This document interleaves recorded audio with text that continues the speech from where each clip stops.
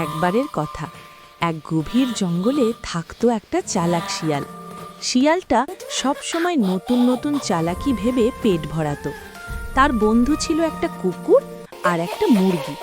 কুকুরটা ছিল সাহসী আর বিশ্বস্ত, মুরগিটা ছিল একটু ভীতু কিন্তু স্মার্ট।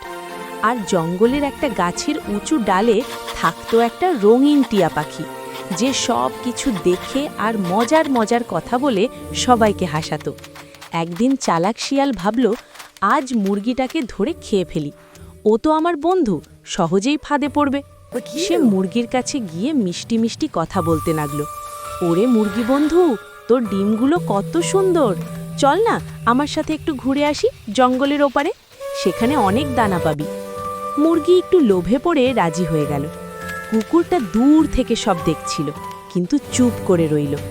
তারা তিনজন মিলে হাঁটতে লাগলো। হঠাৎ শিয়াল একটা ঝোপের পিছনে মুরগিকে নিয়ে যেতে চাইল। মুরগি বুঝে গেল এটা ফাঁদ।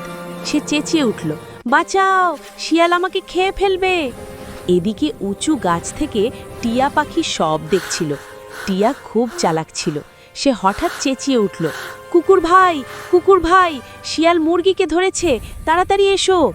কুকুরটা দৌড়ে এসে শিয়ালের উপর ঝাঁপিয়ে পড়ল। ঘেউ ঘেউ ঘেউ করে এমন তেড়ে গেল যে চালাক শিয়াল ভয়ে ল্যাজ গুটিয়ে পালিয়ে গেল জঙ্গলের গভীরে, আর কখনো ফিরে এলো না।